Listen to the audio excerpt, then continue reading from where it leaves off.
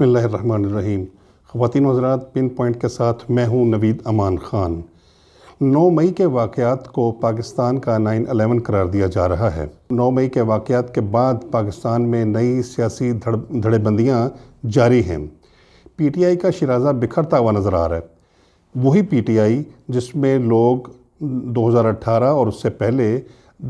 Joke در joke لائے جا رہے تھے، اور اسی طریقے سے اب 2023 کے 9 مئی کے واقعے کے بعد وہی لوگ جوک در جوک اور دھڑوں کی صورت میں واپس جا رہے ہیں۔ آپ یہ دیکھیے کہ المیہ یہ ہے کہ 2018 سے پہلے بھی پی ٹی آئی میں یا 2018 کے الیکشنز کے بعد بھی پی ٹی آئی میں جو لوگ شامل کیے جا رہے تھے یا لائے جا رہے تھے،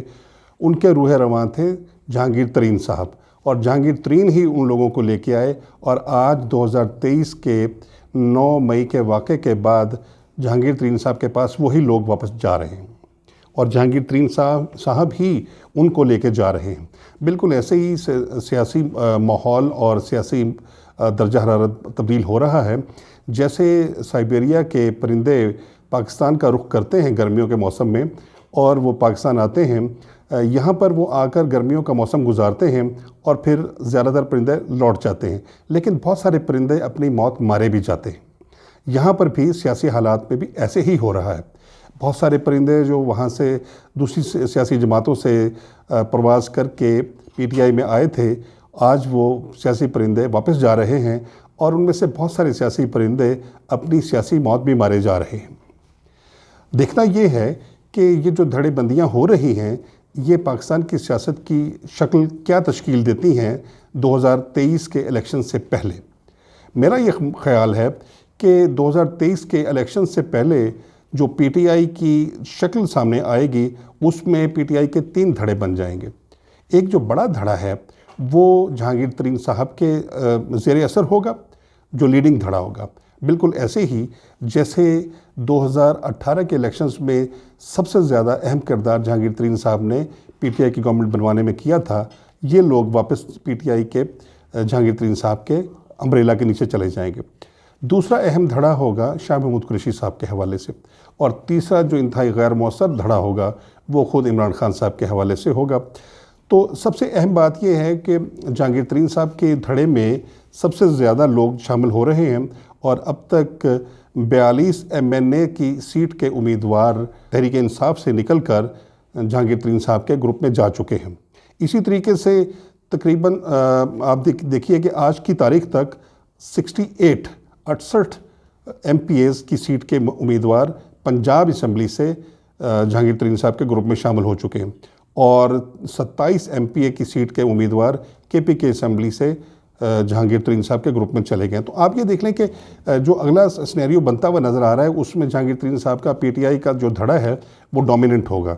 اسی طریقے سے جو نومینل سا ایک دھڑا شاہ محمود قریشی یا کسی اور بھی سیاسی لیڈر کے تحت جا سکتا ہے، وہ اس کی کوئی خاص حیثیت نہیں ہوگی، اور وہ کوئی اہم کردار بھی ادا نہیں کرے گا اگلے الیکشنز کے نتائج کے حوالے سے۔ اور عمران خان صاحب کے ساتھ تو المیہ یہ ہے کہ ان کے ساتھ اگر پنجاب میں کوئی شخص رہ گیا ہے جو کوئی اہمیت نہیں رکھتے، جیسے یاسمین راشد صاحبہ، محمود رشید اور عمر سرفراز، ان کی اپنی ہی کوئی سیاسی حیثیت نہیں ہے، تو یہ عمران خان کا ساتھ اب دے کے نہ اپنے آپ کو کوئی فائدہ دے سکتے ہیں، نہ عمران خان کو دے سکتے ہیں۔ اسی طریقے سے آپ یہ دیکھیے کہ جہانگیر ترین صاحب جب پنجاب میں الیکشنز ہوں گے، یہ KPK میں الیکشنز ہوں گے، تو جہانگیر ترین صاحب اپنے زیادہ امیدواروں کے ساتھ جب الیکشنز جیتیں گے، تو وہ پنجاب میں KPK میں اور وفاق میں حکومت بنانے میں اہم کردار ادا کریں گے۔ ان کے ساتھ جو دوسری کولیشن پارٹنر پارٹی آ سکتی ہے، وہ پاکستان پیپلز پارٹی ہو سکتی ہے، کیونکہ پی ٹی آئی سے بہت سارے جو ارکان تھے یا ان کے ممبران جو پارٹی کو چھوڑ کے جا رہے ہیں اور چلے جائیں گے، وہ پیپلز پارٹی سے ہی زیادہ تر آئے تھے یا PMLQ سے آئے تھے، وہ واپس PMLQ میں جا رہے ہیں یا پیپلز پارٹی میں جا رہے ہیں۔ تو اس طریقے سے پیپلز پارٹی اور PMLQ کو فائدہ ہو رہا ہے، اور پی ٹی آئی کو اس لیے نقصان ہو رہا ہے کہ وہ لوگ پی ٹی آئی کے تھے ہی نہیں، جہاں سے آئے تھے وہاں واپس جا رہے ہیں۔ پی ٹی آئی 2011 سے پہلے جس حیثیت میں تھی، واپس اسی ٹانگا پارٹی کی حیثیت میں چلی جائے گی، اور شاید اس ٹانگا پارٹی میں بھی عمران خان صرف کوچوان کے طور پہ ہی رہ جائیں گے، اس میں وہ سواری کے لیے آواز لگائیں گے، لیکن کوئی اب ان کی ان کے تانگے پر آ کر بیٹھنے کو تیار نہیں ہوگا۔ اگر ہم دیکھیں کہ پنجاب کے الیکشنز کے حوالے کے الیکشنز KPK کے الیکشنز اور جو سندھ کے الیکشنز ہیں صوبائی الیکشنز، ان کے نتائج کے ممکنہ نتائج کے حوالے سے اگر ہم بات کریں تو سندھ میں پیپلز پارٹی کی گورنمنٹ بنتی ہوئی نظر آئے گی، KPK میں اسی طریقے سے PTI جہانگیر ترین گروپ اور JUI فضل الرحمان صاحب کا جو گروپ ہے وہ گورنمنٹ میں آتا ہوا نظر آئے گا۔ پنجاب میں جو سب سے زیادہ انٹرسٹنگ صورتحال ہوگی وہ جہانگیر ترین صاحب کا گروپ جو PTI کا ہوگا وہ پیپلز پارٹی کے ساتھ حکومت بناتا ہوا نظر آئے گا، لیکن اس میں جو سگنیفیکنٹ سیٹس ہوں گی وہ PMLN کی بھی ہوں گی، PMLN بھی اپنی خاطر خواہ سیٹیں وہاں سے نکالے گا۔ تو میرا یہ خیال ہے کہ پنجاب کی جو صورتحال ہوگی مستقبل کی وہ بڑی انٹرسٹنگ ہو جائے گی۔ پنجاب کے حوالے سے پنجاب ہی فیصلہ کن جو نتائج سامنے لاتا ہے اور پنجاب ہی فیصلہ کن مراحل کو طے کرتا ہے، تو اس حوالے سے ہم دیکھیں گے کہ اگلی جو گورنمنٹ بنے گی، میرا یہ خیال ہے کہ اگر اس کو کولیشن گورنمنٹ بنا دیا جائے تو وہ پاکستان کے لیے بہت اچھا ہوگا اور نیا تجربہ ہوگا۔ اگر پیپلز پارٹی، PTI جہانگیر ترین گروپ پلس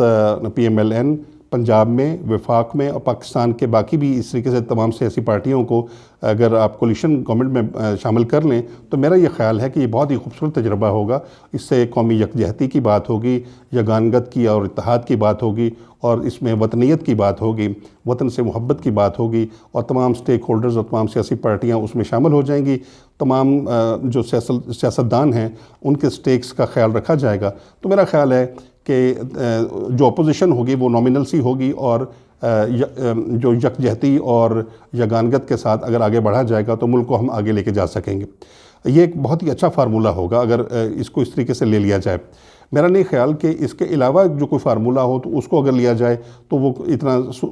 کارگر ہو، کیونکہ جس سطح پر پاکستان میں اس وقت نفرت، نفاق اور افراتفری ہے، اس کو سمیٹنے کا ایک ہی طریقہ ہے کہ قومی سطح کی قومی حکومت بنا دی جائے، اور وفاق میں بھی اور باقی صوبوں میں بھی تمام ساتھیوں کو ساتھ لے کے چلا جائے، ان کے سیاسی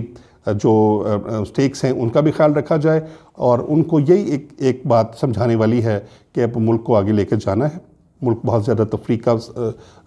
شکار ہو گیا اور عوام نے بہت سفر کر لیا ہے۔ اب عوام میں اور ملک میں اتنی سکت نہیں ہے کہ اس کو مزید تقسیم کیا جائے، یا اس میں تفریق پیدا کی جائے، یا اس کو توڑا جائے، یا اس میں نفرت پیدا کی جائے۔ اب ہم دوریوں کے متحمل نہیں ہو سکتے۔ آپ کو یاد ہوگا کہ پچھلے دنوں جب چینی وزیر خارجہ کنگ گینگ پاکستان آئے تھے تو افغانستان کے وزیر خارجہ جو ان کے عبوری وزیر خارجہ میر متقی خان ہیں وہ بھی پاکستان آئے تھے، تو دونوں ملکوں کے ساتھ وزیر خارجہ چائنیز وزیر خارجہ نے جو بات کی وہ ڈیولپمنٹ کے حوالے سے اور آپس کے اختلافات کو ختم کرنے کے حوالے سے زیادہ اہم تھی۔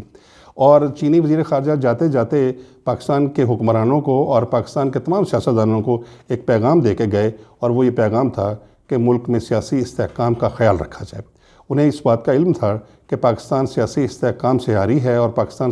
کے اندر جو سیاسی استحکام نہ آنے کی وجہ سے معاشی عدم استحکام ہے، اور انہوں نے کہا کہ جب تک پاکستان میں سیاسی استحکام نہیں آئے گا معاشی عدم استحکام رہے گا، اور اگر چین کے ساتھ پاکستان، افغانستان اور علاقے کے دیگر ممالک چلنے کے خواہش مند ہیں اور چل سکتے ہیں تو اسی وقت ممکن ہے جب وہ سیاسی استحکام لا سکیں گے۔ ہم یہ سمجھتے ہیں کہ اس بات کو، اس مشورے کو ایک بڑے کیمیائی اصول کے طور پہ لے لیا جانا چاہیے، لیکن بدقسمتی یہ ہے کہ جیسے ہی چینی وزیر خارجہ واپس گئے اپنے ملک تو پاکستان میں عمران خان نے وہ دھما چوکڑی مچائی کہ اس کے بعد پاکستان میں 9 مئی کا واقعہ ہوا جس سے انہوں نے پاکستان کی اینٹ سینٹ بجا دی۔ لیکن میرا یہ ماننا ہے کہ اگر اب حکومت پاکستان اور پاکستان کے سیکورٹی ادارے اس بات کا تہیہ کر لیں کہ ہم کسی بھی ایسے شخص اور ایسے گروہ کو آئندہ پاکستان کی چونیں ہلانے کی اجازت نہیں دیں گے، اور اس وقت جو قرار واقعی سزائیں دینے کے جو فیصلے ہوئے ہیں اس پر کاربند رہا جائے، تو میں یہ سمجھتا ہوں کہ پاکستان آگے بڑھ سکتا ہے۔ اہم بات یہ ہے کہ یہ تمام فیصلے جو آرمی ایکٹ اور سیکرٹ ایکٹ کے تحت کیے جائیں گے، جس میں انہوں نے آرمی انسٹالیشنز کو ہٹ کیا ہے، تو اس پر کوئی اعتراض ہونا نہیں چاہیے، کیونکہ وہ آرمی انسٹالیشنز اور جو افواج پاکستان کی انسٹالیشنز کو جو ہٹ کرے گا وہ اس کے تحت سزا بھی پائے گا۔ اور میرا یہ خیال ہے کہ یہ جو سجیشن ہے کہ ہائی کورٹ اور سپریم کورٹ میں اس کی اپیل ہو سکے گی، تو یہ غلط ہے، میں اس کو مناسب نہیں سمجھتا۔ اس کی اپیل آرمی چیف کے پاس جانی چاہیے، کیونکہ وہ آرمی ایکٹ کے تحت ہے۔ آرمی چیف کے پاس جائے گی تو آرمی چیف اس کا فیصلہ کریں کہ اس کو سزا اس کی معاف کرنی ہے یا اس کو کنٹینیو کرنا ہے، اور جو لوگ اس کی مخالفت کر رہے ہیں وہ وہی لوگ مخالفت کر رہے ہیں جو اس میں ملوث ہیں یا جن کے احباب اس میں ملوث ہیں، اور وہ نہیں چاہتے کہ کسی طریقے سے بھی آرمی ایکٹ کے تحت یا آرمی کی کورٹس کے تحت ان کے احباب کو سزائیں ملیں اور پاکستان کا راستہ سیدھا ہو۔ وہ اسی لیے چاہتے ہیں کہ یہ عام سول کورٹس میں ہو، کیونکہ انہیں پتہ ہے کہ سول کورٹس میں ان کو ایک سہولت کاری حاصل ہے اور وہ اس میں ان کی جان بچ جائے گی اور چھوٹ جائیں گے۔ لیکن میرا یہ خیال ہے کہ سول کورٹس میں یہ کیسز چلنے ہی نہیں چاہیے، کیونکہ یہ ملک پر حملہ تھا اور آرمی کی انسٹالیشنز پہ حملہ تھا، اس لیے ان حملوں کو بہت سیریسلی لیا جانا چاہیے تاکہ پاکستان کا مستقبل انصاف کے تقاضوں کو پورا کر کے محفوظ بنایا جا سکے۔ آپ نے ناظرین ہمارا آج کا پروگرام دیکھا، ہمیں اپنی آراء سے آگاہ کرتے رہیے، دیکھتے رہیے پن پوائنٹ۔ اجازت دیجیے، اللہ نگہبان۔